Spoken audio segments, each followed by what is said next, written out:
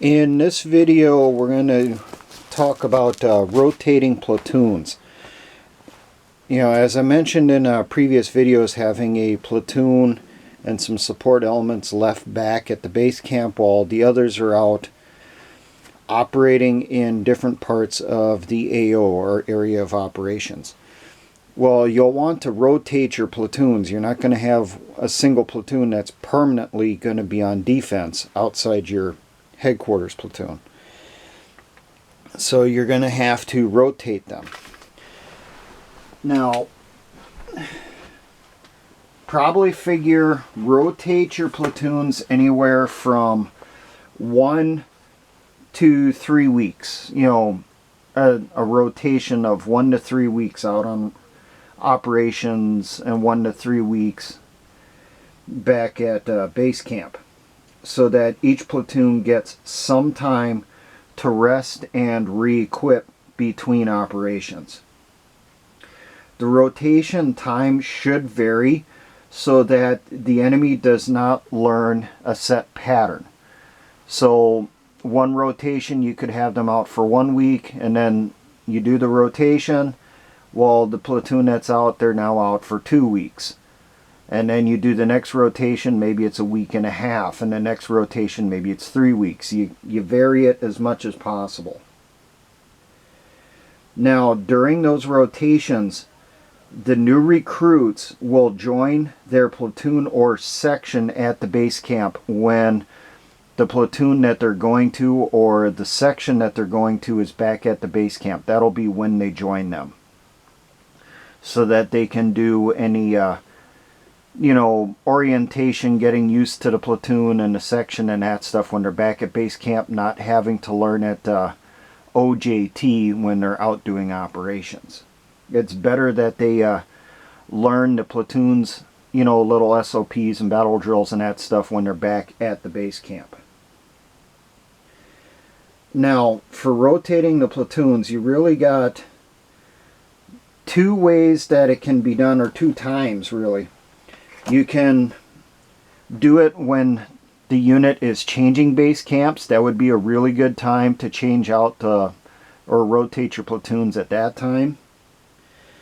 But if you're occupying a base camp for, say, 4 weeks and your rotation is every 2 weeks or so, you're going to have a platoon that's going to have to rotate, in the middle somewhere on that rotation. So they'll have to be brought into the base camp. The platoons that are out on operations should not know where the base camp is at. If you can somehow figure out an SOP for you that would allow that.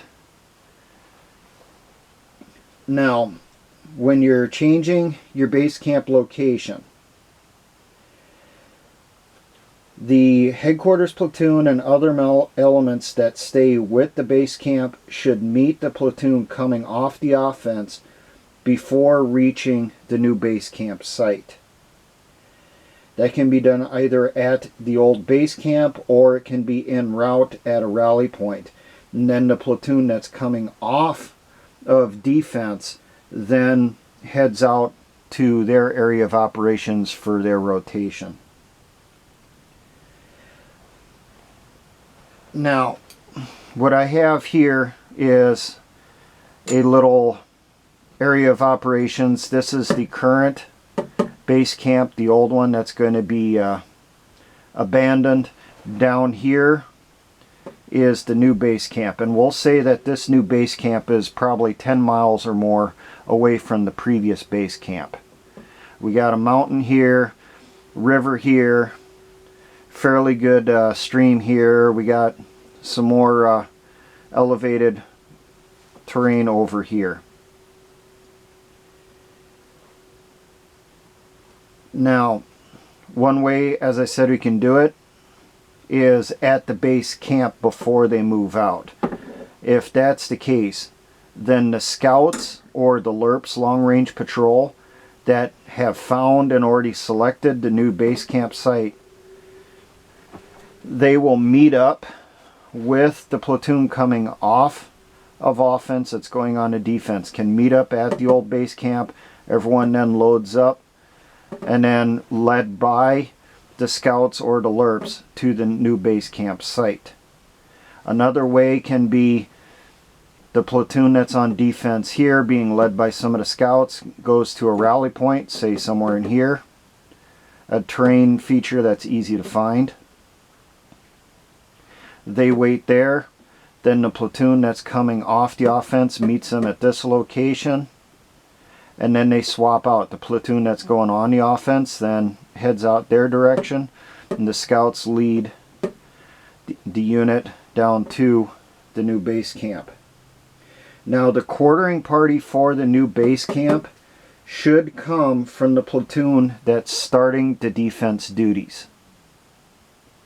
So the platoon that's coming off of the offense, will provide the quartering party, and the quartering party will be led in by at least one scout or LRP to the new base camp site, while the other scouts or LRPs are with the unit, waiting back a ways till quartering party is done.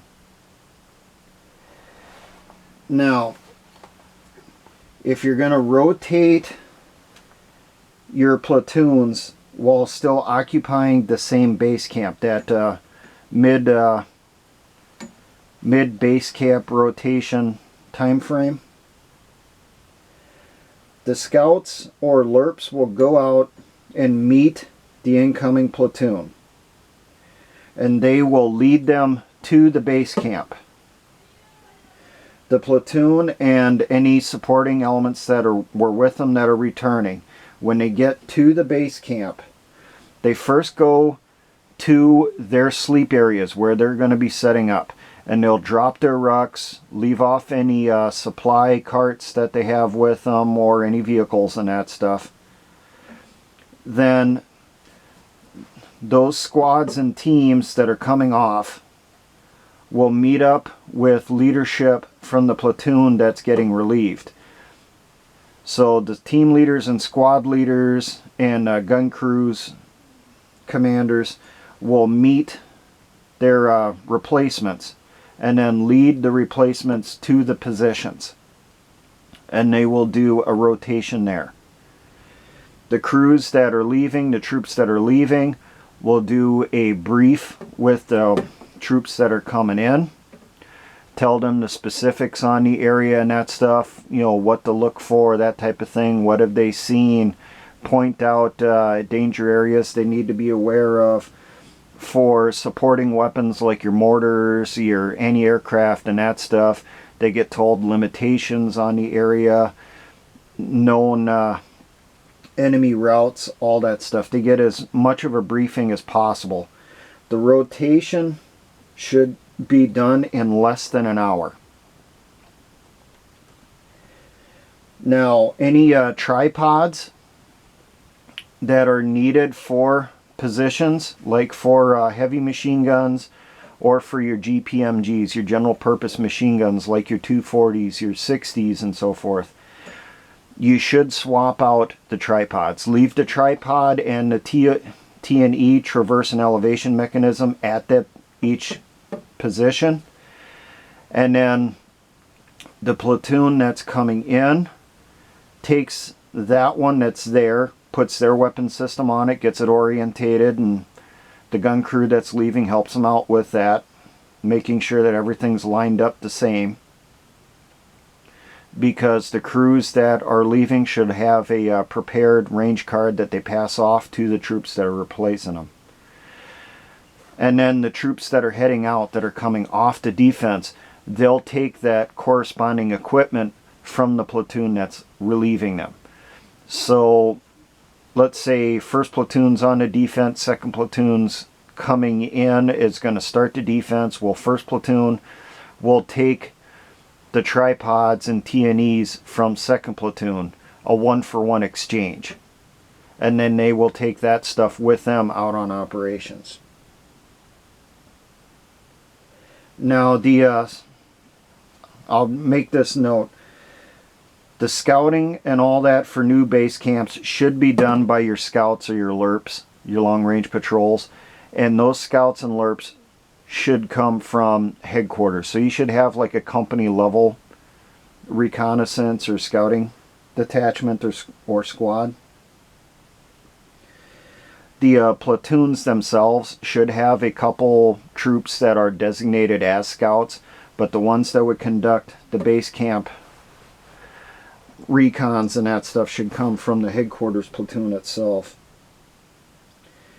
Now, another note, if some type of resupply needs to be done for a platoon that's out in the field, or you're going to rotate your support teams, you're going to bring in some engineers because they don't have any on operation because they need it for an upcoming mission, or you're swapping out heavy weapons teams, like you're bringing out an additional mortar to them, or you're bringing out maybe an anti-aircraft crew, a man-pad crew, someone that's carrying some stingers to support a platoon that's in the field.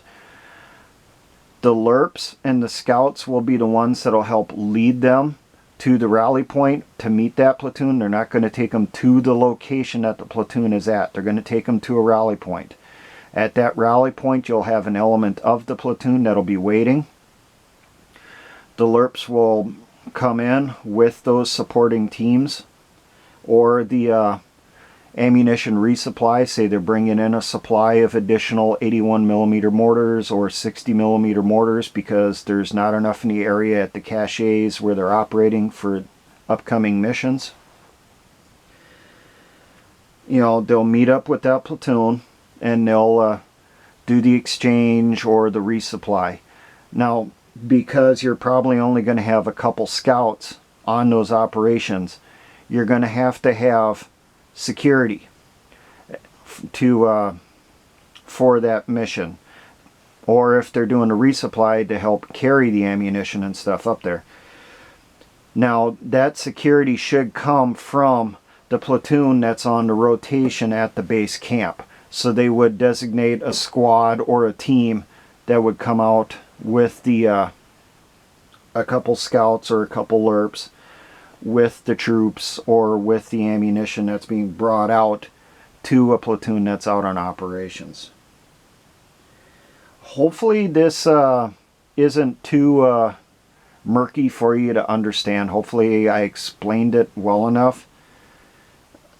Yeah, this has been a tough one trying to figure out how to write this up so it makes sense. But if you got questions, you know, put them in the comments and I'll try to answer them as best as I can. But hopefully this at least gives you an idea that you can come up with something that works best for your unit for when you're doing operations. Always remember to vary your rotations and that stuff. Do not set patterns. Do not make patterns, because that is something the enemy looks for. Every enemy does that. They try to learn the patterns of their opponents and then try to exploit them. That is a huge weakness. The most successful guerrilla organizations and even terrorist organizations always varies their SOPs, their standard operating procedures, and their TTPs. Tactics, techniques, and procedures. They always vary it, they always change it, it's constantly evolving. That's a way to keep yourself alive. Now, for all my engineer brothers in the Patriot and militia movements, always remember, essayons.